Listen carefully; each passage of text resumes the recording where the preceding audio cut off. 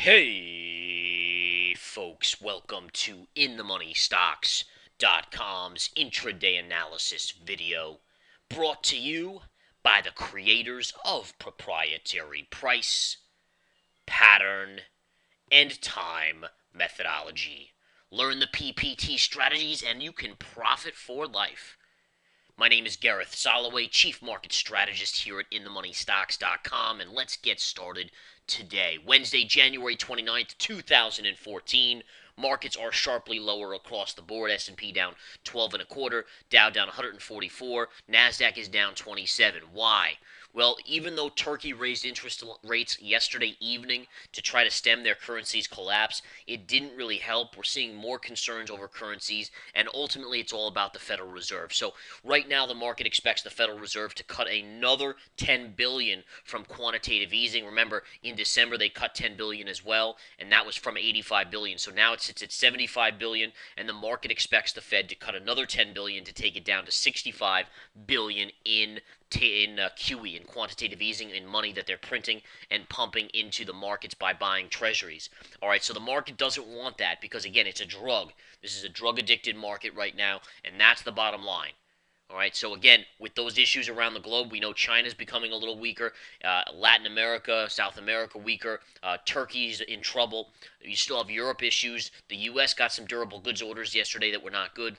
Last month, we saw, or at the beginning of this month, we saw jobs data that wasn't great. So there's a lot of concern here that the Federal Reserve is going to pull back on QE when the market and the economy is not fully ready.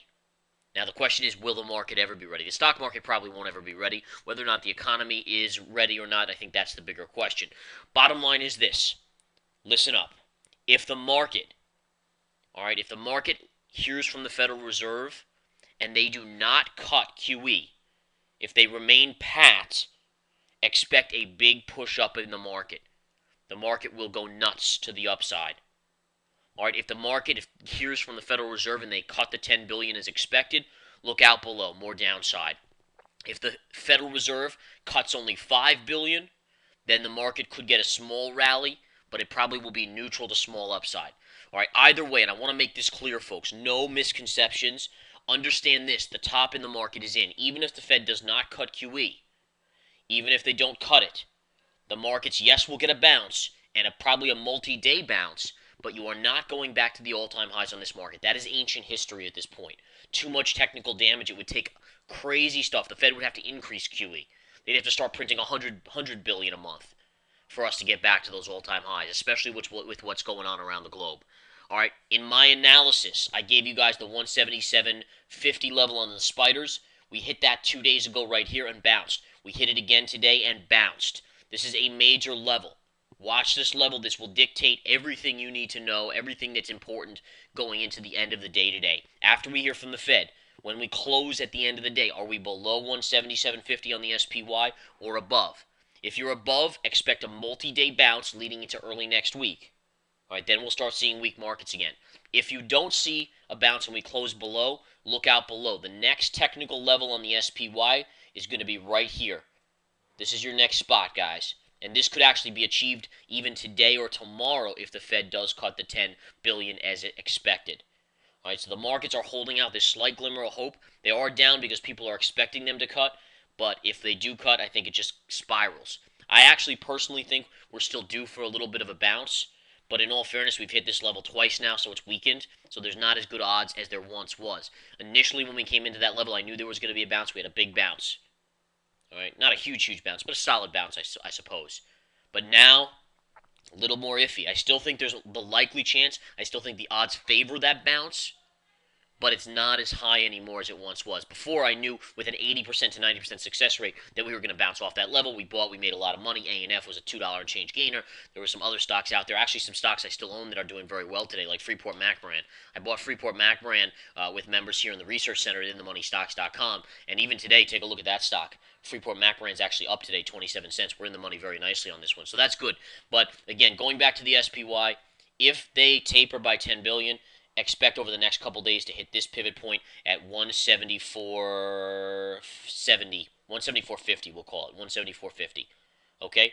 If they don't taper or if they only taper small, look for a bounce. Upside potential on the bounce would be 181 to 182 on the SPY. You got all the levels now. You should be able to trade this like a pro. And that's what it's all about, folks. Being ready and prepared for the market so you can pull the trigger when you need to, whether it's going long, whether it's going short, whether it's buying or selling, doesn't matter. All right, stocks today. What's taking a hit? Boeing. We had this one as a short, folks. And again, I covered my short today on Boeing. Just a $2 gain. It wasn't tremendous, but just another gain from members here at InTheMoneyStocks.com, folks. All right, this year alone, we are rocking it.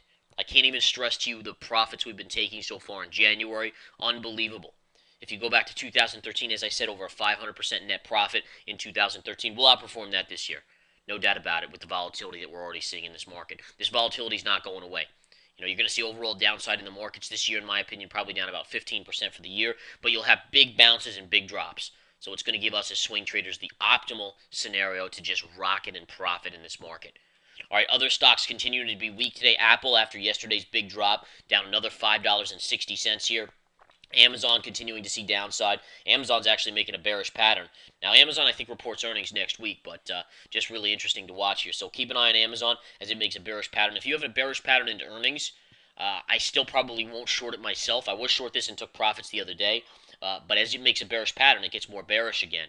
And even though I might want to short it into earnings, if it has that perfect pattern and time count, I probably won't. But mark my words, if you got a time count with a perfect bear flag, it actually, the odds would favor it, probably 75% downside. Really would be odds in your favor. But again, it's one of those rules that in my early years, I didn't follow that, and I got hurt quite a bit, and so I really had to discipline myself to not play earnings, not buy a stock or short a stock into earnings. It's for the best. All right. Now, again, if you're holding a stock, my policy is if I'm holding a stock for a couple of weeks and earnings happen to come through and everything is still looking good, then I'll hold it through. But I will never buy or short a stock just before earnings strictly because of earnings. It's just not a good percentage trade. All right, a couple other things out there, folks. Let's go through a couple other charts. Goldman Sachs today down another dollar, although it's off its lows. Watch this 200. If the Fed sells this thing, watch the 200, guys. This target area of 160-150 is a good buying level.